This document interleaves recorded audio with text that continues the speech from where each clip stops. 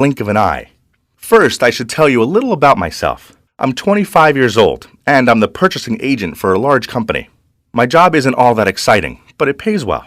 I studied business in college, and it took me a few years to actually get this job, so I'm very grateful for what I have. After getting this job, I bought a nice little house on a quiet street. I did that because I don't like a lot of noise and excitement. I like my life the way it is, very neat and orderly, no surprises. That is until a few weeks ago, when everything changed. My day started like any other day. I went to the gym early like I always do. However, that day I had to run a few errands before I went into work. I dropped some clothes off at the dry cleaners, and then stopped to get a protein drink at this new place that just opened. It was on the far side of town, but I had heard a lot of good things about it and wanted to try it out. When I pulled up, there was a pretty long line inside, but I had time, so I parked and went in. The place was really busy, but the line was moving pretty fast, so I just got my phone out and started checking emails. When I was almost to the front of the line, the girl in front of me was having some sort of problem. Her credit card wouldn't work, and she didn't have enough money, so I just said, "Put a drink on my bill. I'll pay for it." When she turned around to thank me, I was shocked. Standing right in front of me was Liv. Who's Liv? Liv had been my girlfriend for several years after I got out of college. She was smart, funny, and beautiful. When we dated and walked down the street, guys would break their necks to turn and look at her. She was always ready to do something or go somewhere, but at the time, I was pretty broke. I hadn't gotten a good job yet, so I was pretty poor. We had a wonderful relationship, but I couldn't give her the kinds of things she wanted and deserved. We broke up because I felt bad that I was denying her all of these things. Even though she said she loved me, she needed more security. It was after our breakup is when I got my new job and had to move to a different town. When I saw her, she looked incredible.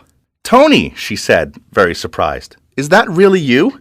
I said, "Yes, it is. Long time no see." She asked if we could sit down, and I told her I only had a few minutes, and she said that was fine.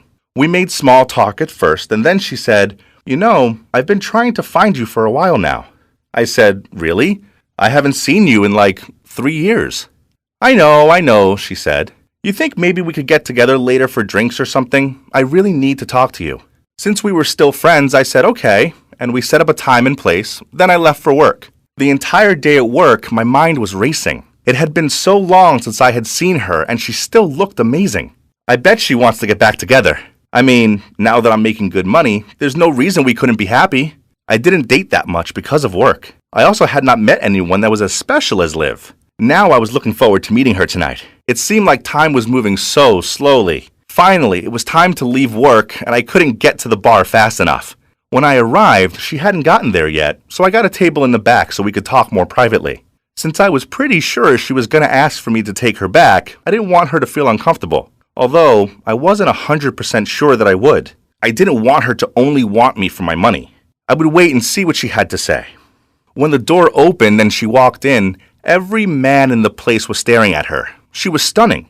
I waved and she smiled and walked over to the table. I stood to greet her and she gave me a little kiss on the cheek and sat down. I asked if she was visiting or had she moved here. She said that she had actually been working on a project and had been traveling quite a bit. "Really? That's cool," I said. "What kind of project? Something for work?" She hesitated and said, "Well, not exactly. That's why I wanted to talk to you." I was surprised. "Okay, what can I do?" She looked pretty serious and said, "I have something to ask and I don't want you to get upset." "I won't. I promise." She paused again and finally said, "I need you to take a test for me." I laughed. "This isn't college. I can't take tests for you anymore." She shook her head and said, "It's not that kind of test." As she spoke, she took a picture out of her purse and showed it to me. It was a beautiful little boy who was maybe 2 years old. "Ah, he's cute. Who's this little guy?" I said. She looked up at me and said, "Your son."